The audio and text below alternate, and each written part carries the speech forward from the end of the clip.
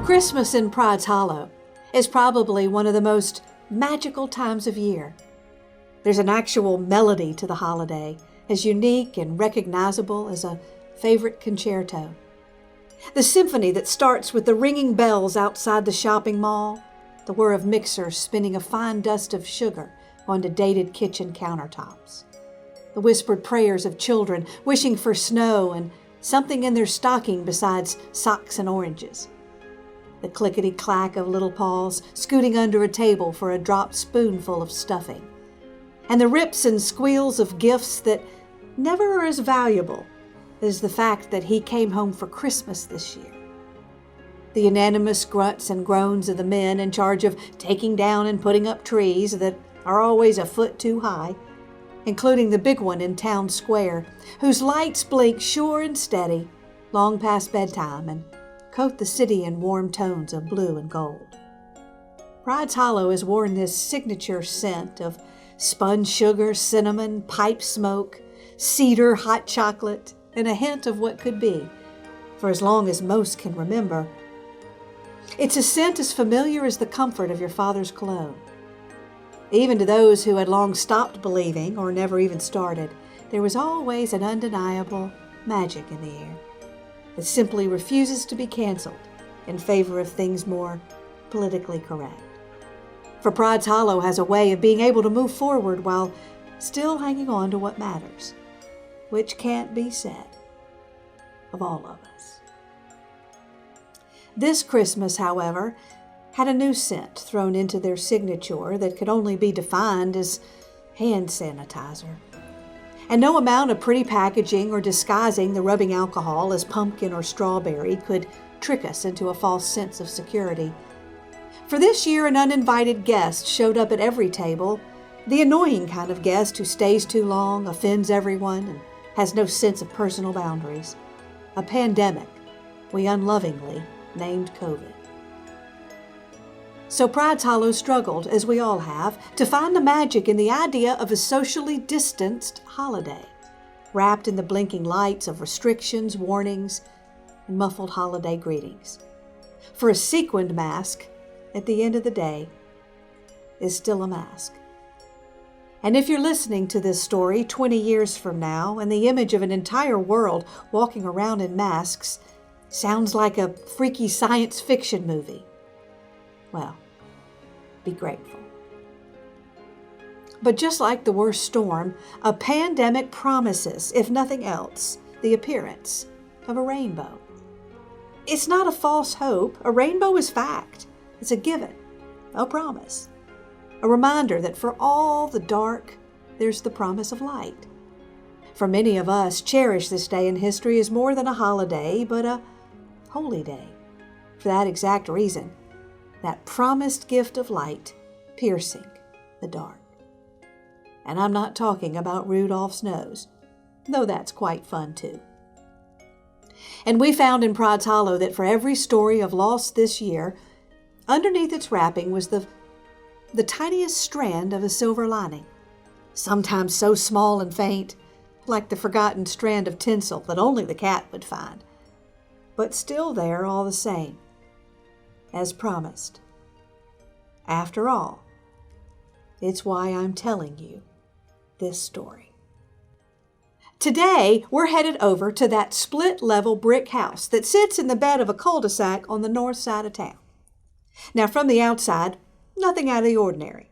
But on the inside, right there, sitting at the dining room table, is the origin of the story we in town call A COVID Christmas Carol. And its main character, a Mr. James O'Connor, who, much like his house and lawn would suggest, has lived quite the expected, well-manicured life. Until this year. James O'Connor is the sort of man that most typical sitcom fathers are based on. I mean, give him his favorite chair on game day, make sure his paper stays dry on rainy days. Yes, he still reads the paper. And for all you millennials, a newspaper is like the internet, but printed out on paper. You can get a better definition in the dictionary. Oh, wait, you might not have that either. That's just Google, but printed out in a small font and with very few pictures. Anyway, back to O'Connor. He's pretty much as even-keeled sort of a fella as you're going to get. He's happy as long as you don't take his last beer or tell him to cut down on the red meat. And for crying out loud, kids, if you drive the car last, fill the tank. He's as predictable as he expects his own life to be. When it comes to Christmas, he's never been one to make a fuss. Just tell him where to be, and he'll play along up to a point. And then his wife Judith would do the real work. He's not so much a bah humbug as, well, merely a disinterested third party. Until this year.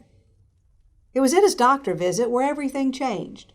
He normally didn't bother with a yearly checkup. If nothing's broken, why go? But his wife Judith kept pushing him to go ask a doctor about that lump. He ignored her until the pain of hearing her bring it up every day outweighed the pain of actually getting it done. So he went. And he heard the last thing he expected to hear. Stopped him in his tracks. Some of you, unfortunately, know exactly what he felt like sitting across that wide desk from the doctor and hearing our most dreaded news. The specifics aren't as important as what they meant, that this would, in all likelihood, be his last holiday. You had to have been there yourself to truly understand what one feels standing inside an ordinary moment turned inside out. How everything continues to move around you in the most trivial way, yet your world just came to a crashing halt. And how can someone be so upset about a mixed-up coffee order when you won't even be here next year to order coffee? It can instantly change a person. Now, James OConnor had always been a pragmatic man, but coming face to face with your own mortality has a way of making you, see things through a different lens, and perhaps can make one crave something beyond sensible. Or at least in the case of OConnor, for what mattered only yesterday had suddenly been put into perspective as he asked himself, what would he do with the time remaining? Now, he wasn't the sort of man to conjure up wild adventures unlived. He wouldn't eat, pray, love himself to go find peace. In fact, James OConnor wouldn't have even seen that movie, making that expression pointless. His affairs were pretty much in the order he left them. No words needed to be said or amends to be made that he was aware of. There was really just one thing James OConnor was putting on that last to-do list. Give them a holiday they would remember. For suddenly, it was important for him to be more than a disinterested third party. He had to make sure that this Christmas was absolutely perfect. It was, after all, his last hurrah. And if you know anything about fate or Murphy's Law, it was already destined to fail. For it's often the things we most need to happen a certain way that don't. I'm sure many of you are nodding with me. His wife thought he was acting odd, even though he told her the doctor said he was fine. Better that she not worry and ruin the holidays. So she was surprised when he announced he'd like to be more involved this year in the holiday planning. With 3 specific projects, actually, that had for some reason suddenly become very important to her husband: caroling, the Nativity, and Christmas dinner. She didn't press for more details. She was too happy to have him help. She didn't want to jinx it. Now, Christmas caroling, to those of you who are unfamiliar, is when you walk around as a group, knock on doors, and sing them a Christmas song. For you millennials, that's sort of like car karaoke, but with no car. Nobody famous, and not really entertaining. Now, it seems like a silly tradition when you think about it, which is why it's sort of fallen by the wayside over the years as something only seen in old movies. But this Christmas, OConnor pulled it out of the closet and dusted it off. It was the perfect relic to spread cheer in their new socially distanced world, where standing outside a window and waving to shut-ins during COVID had actually become a thing. And in James OConnor's mind, this would be the perfect good deed necessary when you've got the pearly gates in sight. And he would deliver home-baked fruitcakes, his grandmother's recipe, because who doesn't love getting an unexpected baked gift? Oh, millennials, fruitcakes are like these Smallish loaves of dark bread that looked like gummy bears got baked into them. Not as good as you might suspect. And word has it, a fruitcake never really goes bad, is what I heard, so you can re-gift it. We suspect some fruitcakes have been in existence for decades, as quite few people admit to actually eating them. Judith was surprised that her husband would suggest caroling of all things, but she'd been urging him to get more exercise, so this was better than nothing. OConnor, he spent hours choosing just the right songs and arguing with his children over their participation and levels of enthusiasm. His trio of teenagers took eye-rolling to new levels when they found out that on top of having to walk around and sing to neighbors, how humiliating, they would have to help bake the stupid cakes they would be delivering.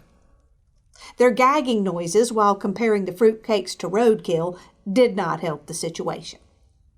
It was only by promising that they could invite friends to come along too and threatening to ban screen time that he finally got them as close to willing participants as he was going to get.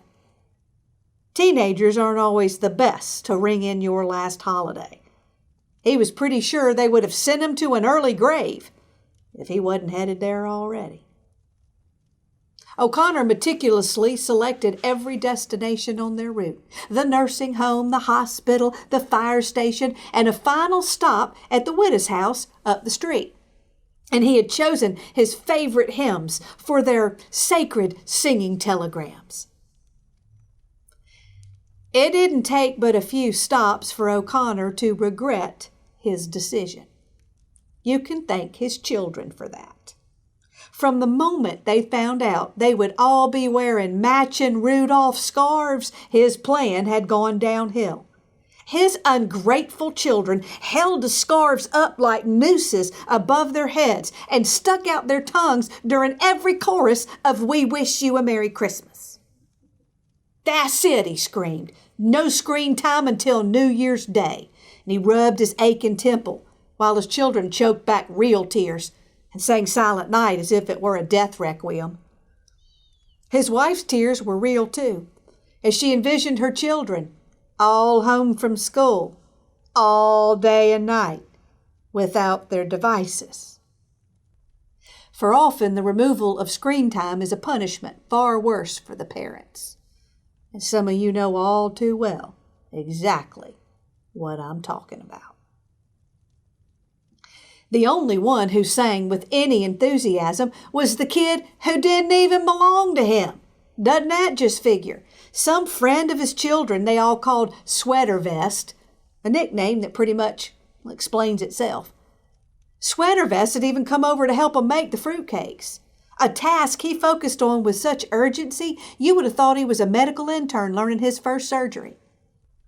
He was the only one of the children to taste the cake and said it was delicious. Suck up. And when he got to take one home, well, you would have thought he just won the lottery. Now, Sweater Vest, bless him, he couldn't hold a tune if his life depended on it. That was probably the reason the stray cats followed him for much of the route. And yet, he sang the loudest. OConnor's children spent the rest of the night whining about why they couldn't just sing to the neighbors on FaceTime, and then they wouldn't have even had to leave the house.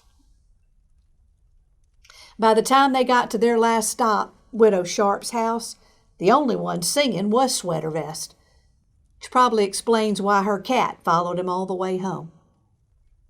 So caroling was not the magical family experience that Connor had envisioned. Not even close. If anything, it just showed him how short he had fallen as a parent. Good thing he had 2 other projects to make this right. Judith was shocked when her husband told her that they would all be participating in the Nativity Scene over at the church. Now, if you're not familiar with the concept of a nativity scene, let me explain. It is the replicated, infamous manger scene, depicting that moment when the Savior was born in a manger. It's a scene that's been painted, sculpted, colored, shrink-wrapped, and sung about for as long as we can remember. And of course, there's the front yard manger scene, where someone has lovingly placed each life-size plastic character in the perfect position under the makeshift stick barn with the star on top, hoping that a storm doesn't come along in the middle of the night like last year when a certain plastic sheep became airborne and had a quite unfortunate and hard to explain to little children run-in with a blow-up Santa. And, by the way, why do this plastic Mary and Joseph from the 1st century of Bethlehem look more like the Brady Bunch of L.A.? I'm just saying. O'Connor's church had taken this one step further by reenacting the scene with real people and real animals, placed in the church parking lot in such a way that cars could actually drive through without even getting out, roll down the window, and get their Christmas message in a somewhat fast food, would you like a pamphlet with that fashion? Yes, a drive-through nativity scene. And every year, the church gets a little more zealous, which is how last year a Real Camel got a roll. And they all learn that what you feed a camel on game day matters. Case in point, chili. Not a good choice. They all say that year really tested their faith. James O'Connor had always found this tradition to be silly, where you can get your salvation message in the same manner you would a Big Mac. I mean, what comes next? A buy one, get one salvation coupon? And every year when the pastor had asked him to play Joseph, James always found a good excuse to turn him down. Until this year. With his own clock running out, O'Connor figured why his pastor had a direct line to the man in charge and could put in a good word. Not to mention, he'd probably be officiating his funeral, and he wanted him to say good things. So this year, he volunteered to be Joseph. The pastor still considers it a miracle. James volunteered his wife Judith to be Mary in the Nativity Scene, which turned out to be a harder sell. She was now convinced he was losing his mind, but he got her to agree with the promise of taking her to that fancy restaurant she'd been wanting to go to. And he would make the kids participate too. Let them experience the Christmas story and see that it's not all about the iTunes gift cards. His children had reacted to the fallout of a global pandemic with surprisingly good attitudes. But hearing that they would have to spend 2 hours dressed as wise men without their cell phones sent them into fits of hysterics that lasted for days, with intermittent door slams and threats to run away. O'Connor offered to help them pack. It didn't help that it was raining on Nativity Scene Day, as his family huddled around the baby Jesus that was currently being played by a plastic baby doll that, well, technically was a girl and missing a pinky finger, but they figured nobody would notice. Yes, the church did advertise a real nativity scene, but finding a mother to donate her swaddled baby for the drive-by nativity was not an option, not after last year, when the baby Jesus was real and super cute laying there in the manger for about 30 seconds, and then his colic kicked in. And they now all understood why his mother was so eager to drop him off and late to pick him up. Nothing sullies a Christmas message like a screaming Savior. I'm just saying.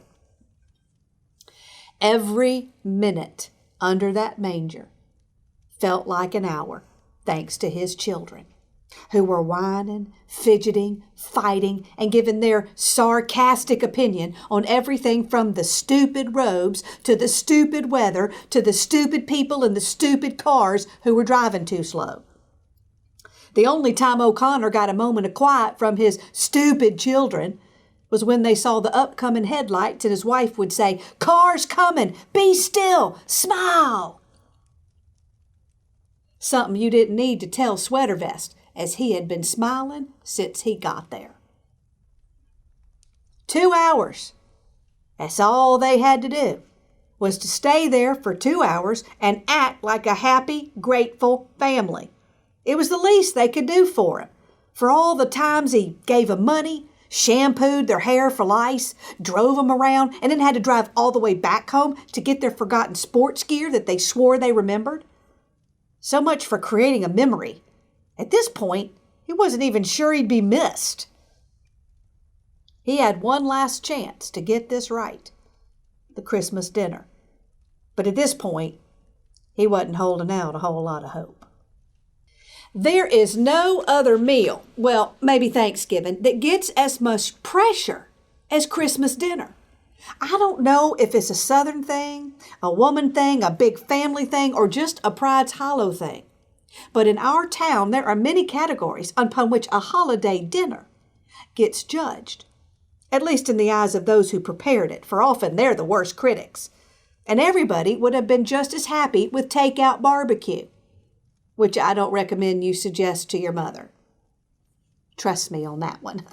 I recommended last year we use paper plates, and you would have thought I suggested we change the name of Christmas to Candy Cane Day.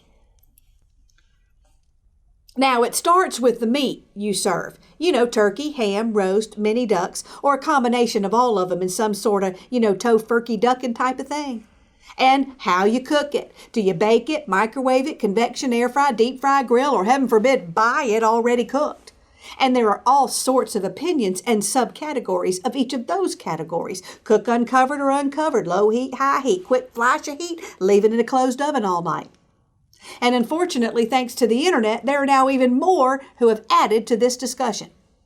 And every family becomes much more spirited when that one relative brings a vegetarian as their plus one. Now we all have to learn what tofu is and how come I can't at least get it deep fried. Then there are the sides that are chosen based on your own family's traditions and recipes passed down from Moses' third cousin. And you'd better make it exactly the same way you have every year. No swapping out real sugar with stevia, or you will hear about it for the rest of your life.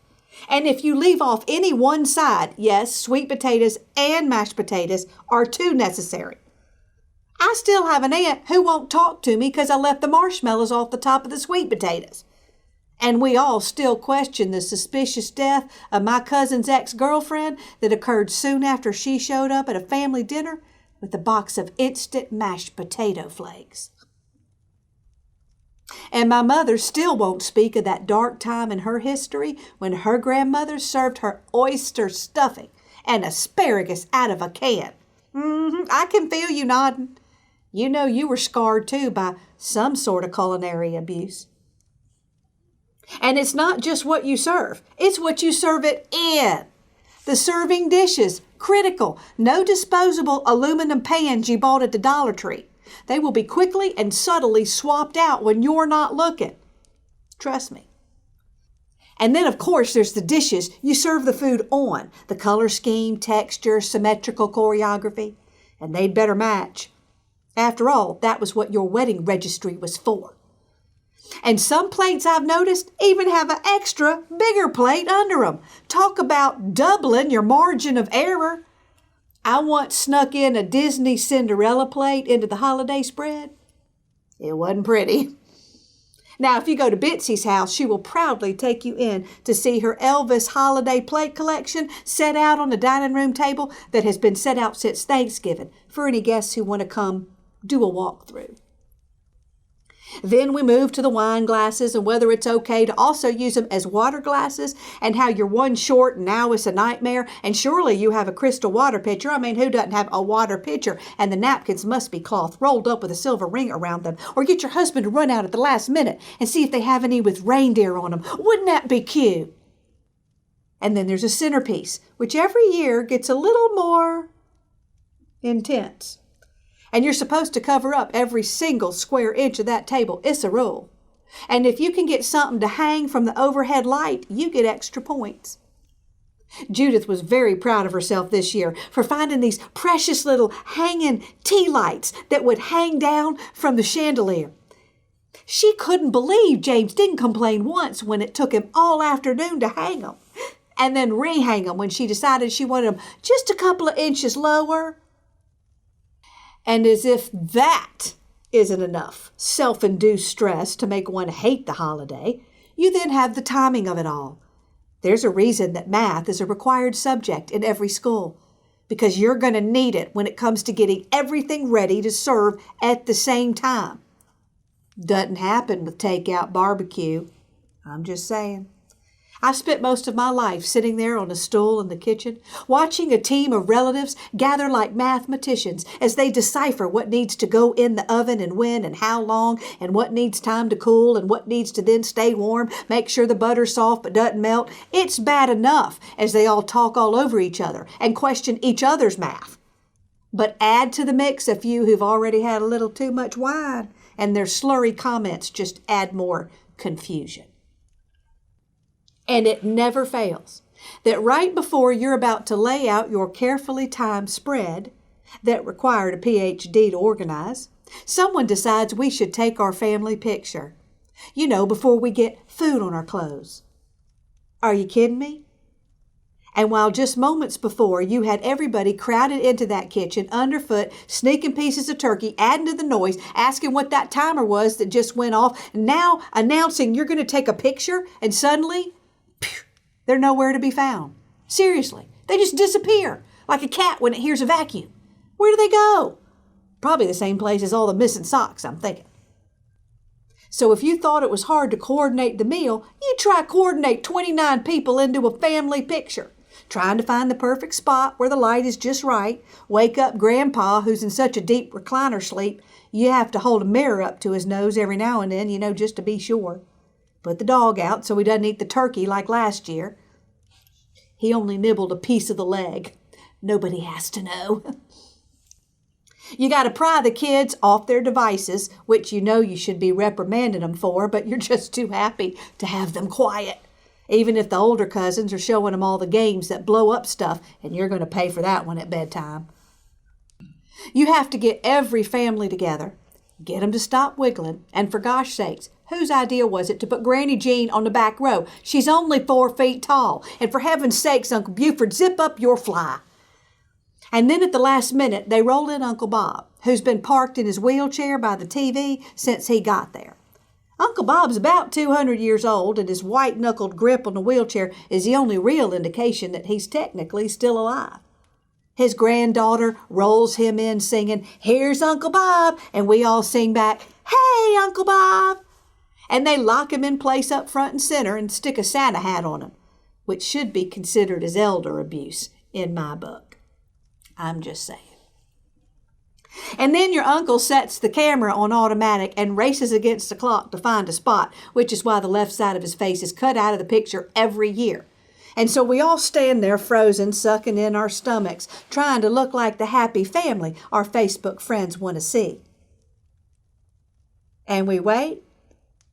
And we wait, and we wait.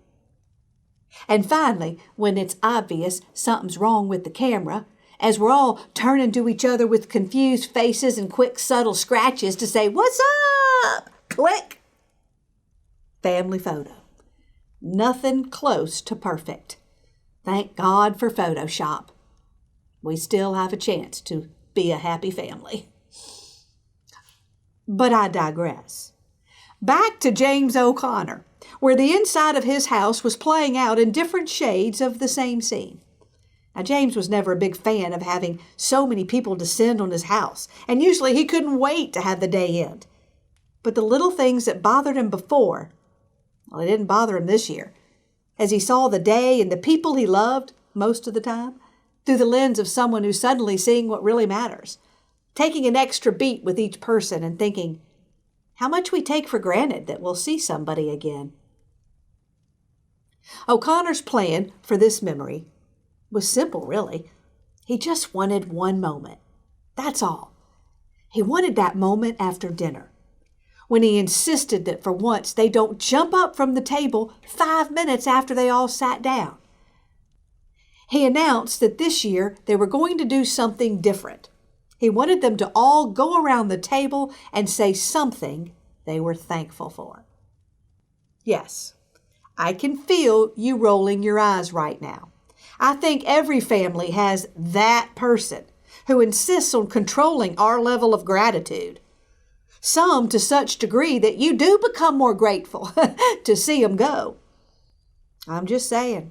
Last year, when our family had to go around the table, I said, I'm grateful I've gone this long without killing my husband for his nose whistling every time he eats a sandwich. My mother did not think that was funny. O'Connor's kids, along with the others, groaned in harmony, while his sister-in-law, who's made a full-time job out of posting gratitude memes, squealed and clapped her hands in delight. But people went along, saying pretty much the expected things. I'm thankful for my family. I'm thankful for having such a supportive husband. I'm thankful I'm healthy. Blah, blah, blah. Now the pressure's on to say something like that, when you were really just thankful you didn't drink as much this year as you did last year when you threw up in the backyard.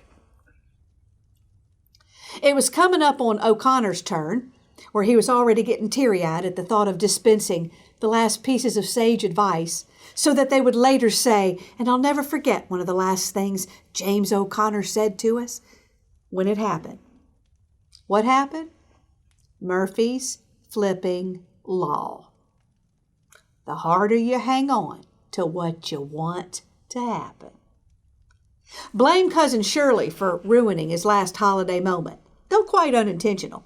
She certainly couldn't have expected what would happen when she chose that particular wig to wear to holiday dinner. You know the one. She's worn it before. That grayish silver one looks like a heavily teased construction cone.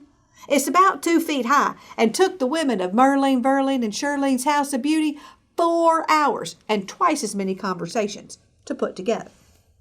It even had these tiny little silver Christmas bells sewn into it, which of course was shared 102 times on her Facebook page and was now trending on Pinterest. #blessed. She had been raking in the fake compliments all day. I guess it wasn't so much the hair to blame as her small bladder that made her have to get up to excuse herself at that moment, and not the bladder so much as the hanging tea lights that were drawn to her intoxicating aqua-netted scent like a match to gasoline. If you've ever wondered how flammable a wig is, you don't need to Google it. I can tell you. Not long. 1 minute, she's standing up to excuse herself and taking an extra moment just in case someone's about to compliment her hair.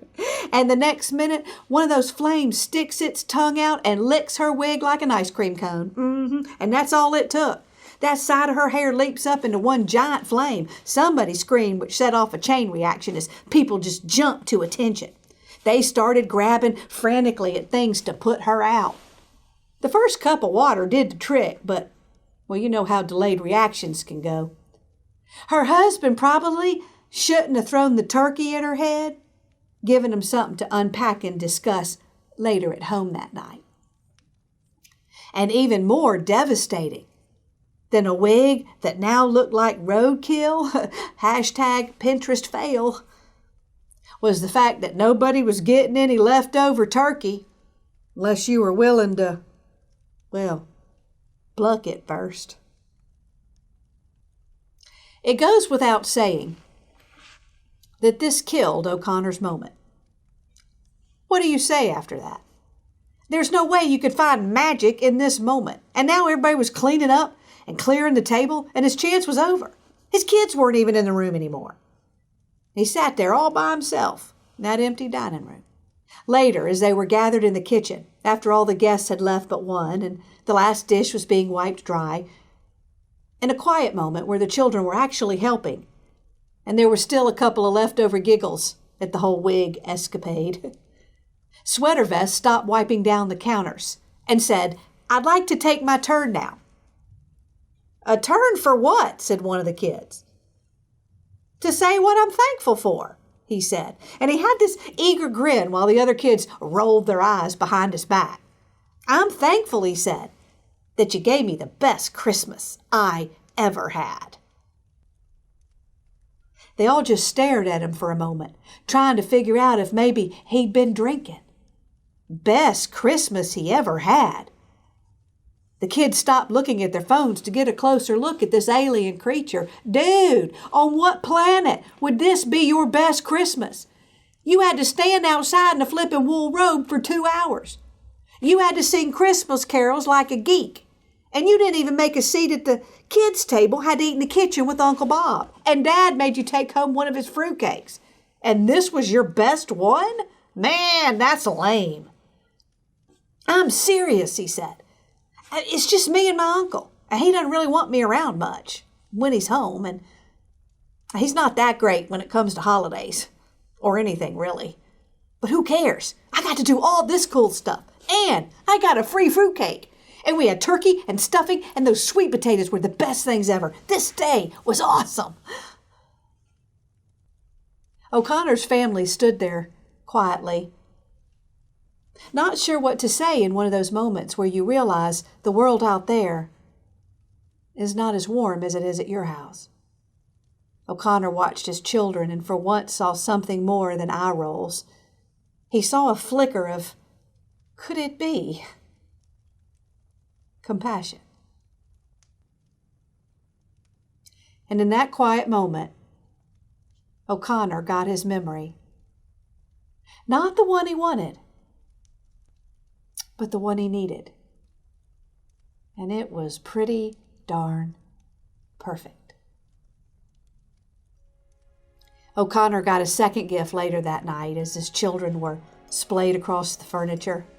For once, not on their devices, and willing, not eager, but willing, so he'll take it, to watch a family movie at their mother's request. Sweater Vest had never seen a Christmas Vacation before. Can you believe it? And he realized he had a voicemail message on his phone. The doctor's office. Please call them back no matter what time. It seems there was a mix-up in the test results. O'Connor's second gift was finding out that he wasn't dying after all. And he had a moment of silence for the other one who would be getting a phone call about a mixed-up test result. Someone who didn't realize that they just had their last holiday and didn't know it. And he made a decision that he would try and treat everyone as if it were his last, no matter how much his children rolled their eyes. This Christmas, O'Connor learned that the more you expect something to go a certain way, the less likely it is to happen. And that's okay. Because even when you don't get exactly what you want, right around the corner, you often get exactly what you need. Just ask Widow Sharp, who will forever tell the story of a young man who stole the heart of her cat and her as he stood outside her window and sang Christmas carols on a day when she had pretty much decided to give up. A young man that would become her best friend would end up moving into her guest bedroom. And don't tell him, but she's knitting him a sweater vest for Christmas. And so it goes in Pride's Hollow. Another peek into the window of an ordinary family finding yet another silver lining. A reminder this holiday season that no matter how dark it may get, we have the promise of a rainbow.